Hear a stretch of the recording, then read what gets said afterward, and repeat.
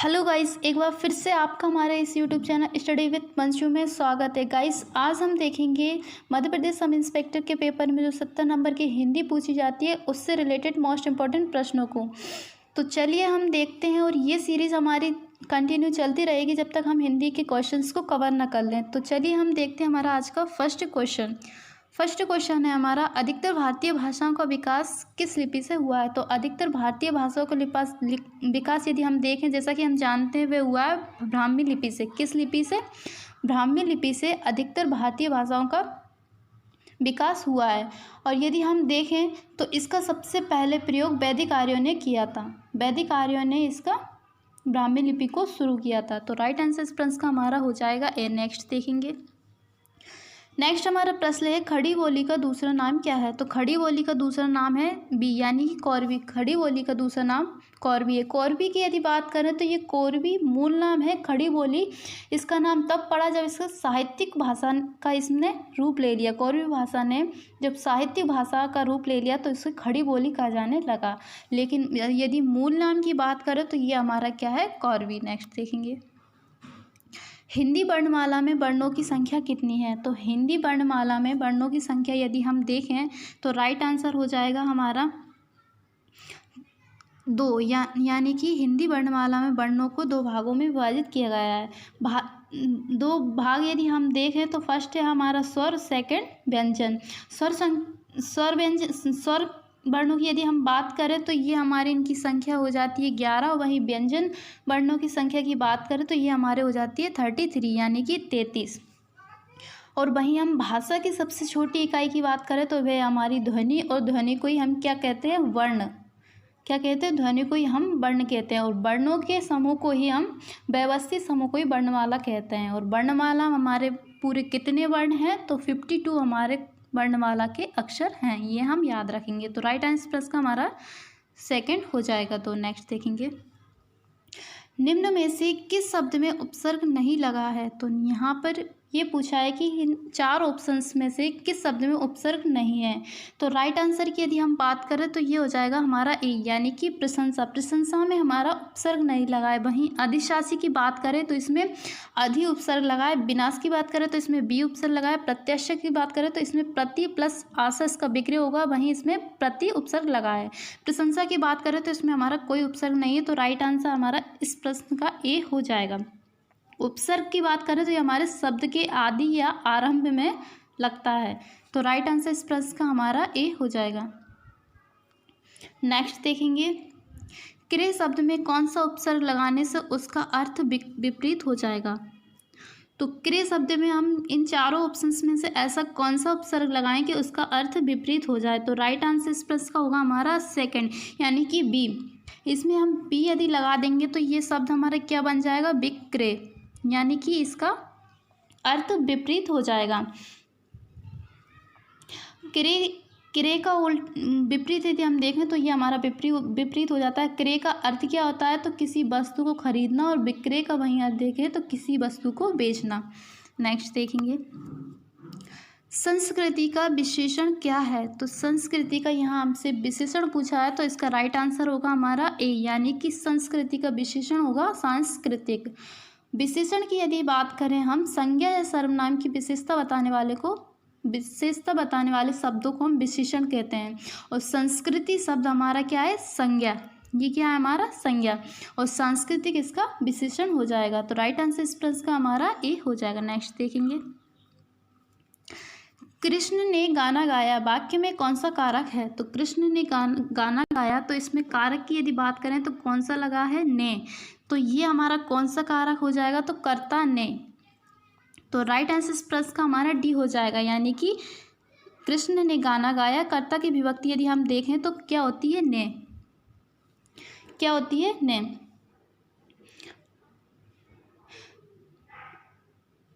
Next देखेंगे, next हमारा प्रश्न है, स्वतंत्र सत्ता धारण ना करने वाले शब्द क्या कहलाते हैं। तो जो शब्द स्वतंत्र सत्ता धारण नहीं करते हैं उन्हें हम क्या कहते हैं। तो राइट आंसर इस प्रश्न का हमारा हो जाएगा यौगिक, यानी कि यौगिक शब्द ऐसे शब्द होते हैं जो कि स्वतंत्र सत्ता धारण नहीं करते। रचना के आधार पर हम बात करें तो शब्द 3 प्रकार के होते हैं, रूढ़, फर्स्ट रूढ़, सेकंड यौगिक, थर्ड योग रूढ़। तो ये हमारे रचना के आधार पर होते हैं। ये मूल शब्द, इन शब्दों के सार्थक योग रूढ़ शब्द की यदि बात करें तो इनमें ये मूल शब्द होता है, इनमें इनके जो शब्द रहते हैं इनका खंडन हम नहीं कर सकते। वहीं यौगिक शब्द की बात करें तो ये दो या दो से अधिक शब्दों से मिलकर बना होता है। योग रूढ़ में हम बात करें तो योग रूढ़ में बहुब्रीहि हमारे जो समास रहता है उसके शब्द आते हैं। जो योग रूढ़ के जो शब्द होते हैं वो किसी तीसरे अर्थ को बताते हैं। तो ये हमारा हो जाएगा, इस प्रश्न का राइट आंसर फिलहाल हमारा यौगिक हो जाएगा। नेक्स्ट देखेंगे, का वर्ण का उच्चारण स्थान क्या है। तो का वर्ण का उच्चारण स्थान की बात करें तो हमारा राइट आंसर हो जाएगा ए, यानी कि कर्ण हमारा का वर्ग का उच्चारण स्थान हो जाएगा। का वर्ण का उच्चारण स्थान के आधार पर हम यदि वर्णों का उच्चारण स्थान के आधार पर हिंदी में हम वर्णमाला को 5 भागों में मुख्यतः विभक्त किया गया है। 5 कौन कौन से, तो कंठ वर्ग को, सेकंड तालु वर्ग, थर्ड मूर्धन्य वर्ग, फोर्थ दंत्य वर्ग और फिफ्थ ओष्ठ वर्ग। का वर्ग के अंतर्गत यदि हम देखें तो कंठ वर्ग के अंतर्गत हमारे का खा गा आते हैं। तालव्य वर्ग में देखें तो चा छा जा आते हैं। मूर्धन्य में यदि देखें तो टा ठा डा ढा ना आते हैं। दंत में देखें तो ता था दा धा ना आते हैं। ओष्ठ में यदि देखें तो पा फा वा ये हमारे ओष्ठ में आ जाते हैं। तो का वर्ण की यहाँ पे बात हुई है तो राइट आंसर इस प्रश्न का हमारा ए हो जाएगा, कंठ। नेक्स्ट देखेंगे, या वर्ण का उच्चारण स्थान क्या है। तो या वर्ण का उच्चारण स्थान की यदि बात करें तो राइट आंसर होगा हमारा बी, यानी कि तालु हमारे या वर्ण का उच्चारण स्थान है। तालव्य अभी हमने देखा, तालव्य में और कौन कौन से चा वर्ग जो रहता है हमारा वह तालव्य में आता है। चा छा जा ये हमारे तालव्य में आते हैं। तो राइट आंसर इस प्रश्न का हमारा तालु हो जाएगा। नेक्स्ट देखेंगे, निम्नलिखित में से विशेषण चुनिए। यहाँ हमें विशेषण देखना है कि विशेषण कौन सा है। तो राइट आंसर इस प्रश्न का हमारा हो जाएगा बी, यानी कि मिठास। ये हमारा कौन सा विशेषण है, तो ये हमारा गुणवाचक विशेषण है। कौन सा गुणवाचक विशेषण है। यदि हम इसका वाक्य बनाए मिठास का तो बनाते हैं हम वाक्य यदि बनाए कि आम के मीठेपन के लिए मिठास, आमों में मिठास है, ये हमारा वाक्य बनाते हैं हम, आमों में मिठास है। तो आम हमारे यहाँ क्या हो जाता है, सब्जेक्ट यानी कि कर्ता हो जाता है और सब्जेक्ट की विशेषता कौन बता रहा है, मिठास। तो ये क्या हो गया, विशेषण। क्या हो गया, विशेषण। और यदि हम देखें भलाई तो ये हमारा भाववाचक हो जाएगा। नेक्स्ट देखेंगे, भारतीय शब्द का बहुवचन क्या है। तो भारतीय शब्द का यदि बहुवचन की बात करें तो राइट आंसर हो जाएगा हमारा ए, यानी कि भारतीय हमारा भारतीय शब्द का बहुवचन हो जाएगा। वचन की यदि बात करें तो ये मुख्यतः दो प्रकार के होते हैं, एक वचन व बहुवचन। नेक्स्ट देखेंगे, लक्ष्मण एक कुशल कार्यकर्ता है में विशेषण कौन सा है। तो लक्ष्मण एक कुशल कार्यकर्ता है। लक्ष्मण की बात करें तो ये यहाँ पे हमारा क्या है, कर्ता। और कर्ता की कौन विशेषता क्या बता रहे, कुशल कार्यकर्ता है। तो राइट आंसर इस प्रश्न का हो जाएगा हमारा सी, यानी कि कुशल। क्या हो जाएगा, कुशल। विशेषण कौन से शब्द होते हैं, हमने अभी देखा विशेषण वे शब्द होते हैं जो संज्ञा एवं सर्वनाम की विशेषता बताते हैं। क्या, संज्ञा एवं सर्वनाम की विशेषता बताते हैं। तो लक्ष्मण एक कुशल कार्यकर्ता है, वाक्य में यहाँ पे लक्ष्मण के लिए कुशल विशेषण का प्रयोग किया गया है। किसका, कुशल विशेषण का। तो राइट आंसर इस प्रश्न का हमारा सी हो जाएगा। नेक्स्ट देखेंगे, निर्वासित शब्द में निम्नलिखित में से कौन सा प्रत्यय है। तो निर्वासित शब्द में यदि हम प्रत्यय की बात करें तो इत प्रत्यय है हमारा। क्या, इत प्रत्यय। इसका यदि हम देखें तो निर्वास प्लस इत, इसका विक्रय हो जाएगा। प्रत्यय की बात करें तो ये शब्दों के बाद में या अंत में हम प्रत्यय को लगाते हैं। वहीं इक प्रत्यय से यदि हम बात करें तो मौलिक, देविक, देहिक, ऐहिक या पाक्षिक ऐसे शब्दों में एक प्रत्यय का प्रयोग किया गया है। वहीं सिद्ध प्रत्यय यह हमारा कोई सा भी प्रत्यय नहीं होता है। तो ये हमारा कोई सा प्रत्यय नहीं है। नेक्स्ट देखेंगे, निम्न में से रूढ़ शब्द कौन सा है। अभी हमने पहले बात की थी रूढ़ शब्द कौन से होते हैं जिनका हम खंडन नहीं कर सकते या इनको हम और ज़्यादा तोड़ नहीं सकते। तो यहाँ पे हमें इन 4 ऑप्शंस में से ऐसा कौन सा शब्द देखने को मिल रहा है, तो वह हो जाएगा हमारा डी, यानी कि लोटा। ये एक ऐसा शब्द है इसे हम और ज़्यादा तोड़ नहीं सकते, उसका कोई अर्थ नहीं रहेगा। तो राइट आंसर इस प्रश्न का हमारा क्या हो जाएगा, डी। लोटा हमारा रूढ़ शब्द है क्योंकि इसके हम सार्थक खंड नहीं कर सकते। भाई लंबोदर ये हमारा योग रूढ़ शब्द है। क्या, योग रूढ़ शब्द है। जबकि दूधवाला एवं घुड़साल ये हमारे दोनों यौगिक शब्द हैं। नेक्स्ट देखेंगे, निम्न में से संयुक्त व्यंजन कौन से हैं। तो क्या बात हुई है यहाँ पे हमारे संयुक्त व्यंजन की। तो राइट आंसर इस प्रश्न का हमारा हो जाएगा सी, यानी कि छत्रज्ञ और श्रावी यदि इसमें मिला देंगे तो ये भी हमारा है संयुक्त व्यंजन। संयुक्त व्यंजन हमारे कितने प्रकार के होते हैं, 4 प्रकार के हमारे संयुक्त व्यंजन होते हैं। तो राइट आंसर इस प्रश्न का हमारा हो जाएगा थर्ड। नेक्स्ट है, निम्न में से कौन सा अंतस्थ वर्ण का उदाहरण है। तो अंतस्थ वर्ण हमारे कौन कौन से होते हैं, ये हम पिछले क्वेश्चंस में देखें तो ये हमारे अंतस्थ वर्ण या रा ला बा।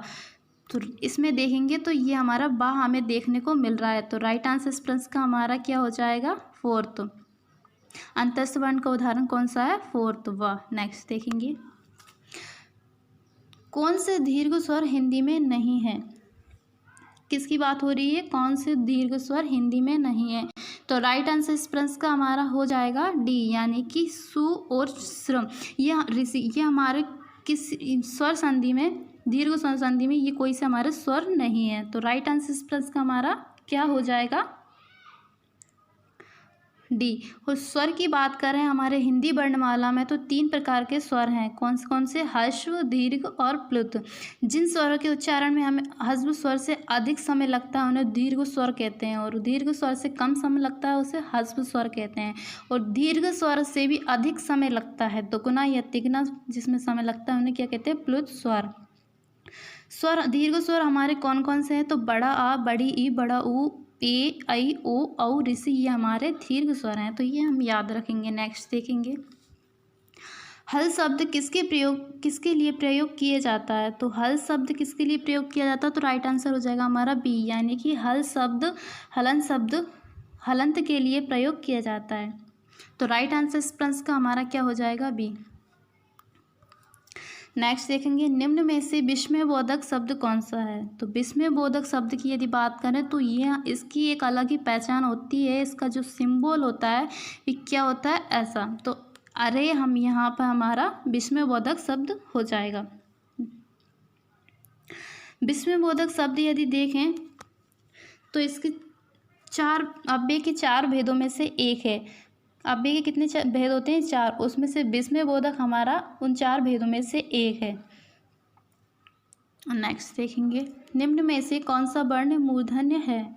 तो मूर्धन्य वर्ण की यदि बात करें तो राइट आंसर हो जाएगा हमारा सी, यानी कि टा वर्ग के हमारे जो भी वर्ण होते हैं वे हमारे मूर्धन्य में आते हैं, मूर्धन्य के अंतर्गत आते हैं। तो टा वर्ग कौन से, टा, ठा, डा, ढ, ना, ये व्यंजन वर्ण हमारे मूर्धन्य कहलाते हैं।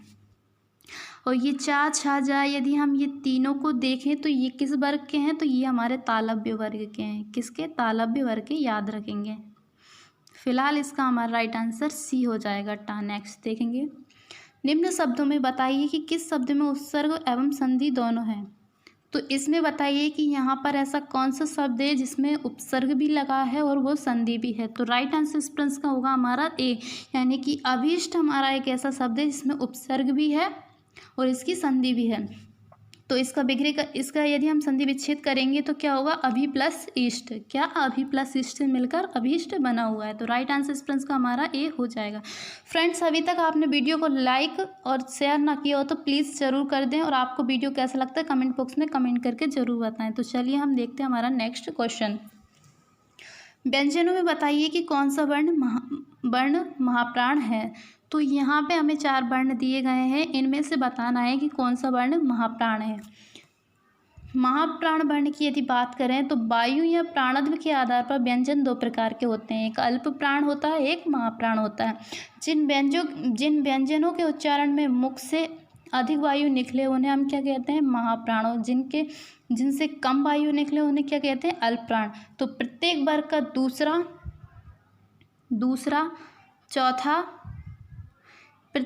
का दूसरा और चौथा ये दोनों वर्ण कौन से होते हैं, महाप्राण।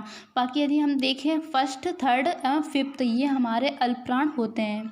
तो यहाँ पे हम देखें तो खा ये हमारा कौन सा द्वितीय वर्ण है, का और खा ये हमारा सेकंड हो गया, ये फर्स्ट होता है। तो फर्स्ट का की यदि बात करें तो ये अल्पप्राण है, और खा की बात करें तो ये महाप्राण हो जाएगा। तो राइट आंसर इस प्रश्न का हमसे यहाँ महाप्राण पूछा था, तो खा हो जाएगा राइट आंसर सेकंड। नेक्स्ट देखेंगे, उच्चारण स्थान की दृष्टि से का वर्ग के सभी वर्ण क्या कहलाते हैं। तो ये हमने पहले भी कर चुके हैं, हम का वर्ग के कंठ कहलाते हैं। क्या का वर्ग के सभी वर्ण क्या कहलाते हैं, तो ये हमारे कंठ कहलाते हैं।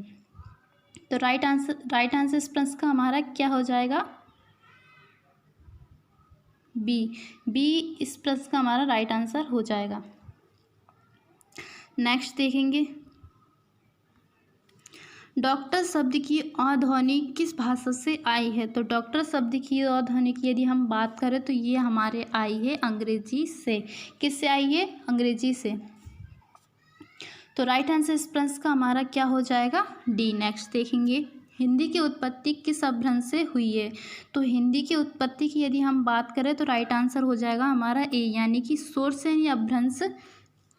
तो हिंदी की उत्पत्ति शोरसेनी अपभ्रंश से हुई है। हिंदी के विकास की यदि हम बात करें तो सर्वप्रथम संस्कृत, उसके बाद पाली, पाली के बाद प्राकृत, प्राकृत के बाद अपभ्रंश और अपभ्रंश के बाद अवहट्ट।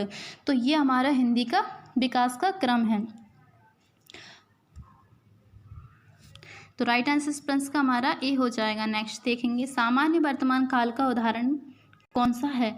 तो काल के यदि हम बात करें तो काल के कितने भेद होते हैं। तो काल के 3 भेद होते हैं। कितने, काल के 3 भेद होते हैं। 3 भेद कौन कौन से होते हैं। तो वर्तमान काल की यदि हम बात करें तो वर्तमान काल जब किसी क्रिया की निरंतरता बनी रहे तो वह हमारा वर्तमान काल होता है। क्या, क्रिया की निरंतरता बनी रहे तो वह हमारा वर्तमान काल कहलाता है। तो यहाँ पर कौन सा है, वर्षा हो रही है, यानी कि इसमें कार्य चल रहा है अभी, तो यह हमारा कौन सा सामान्य वर्तमान काल हो जाएगा।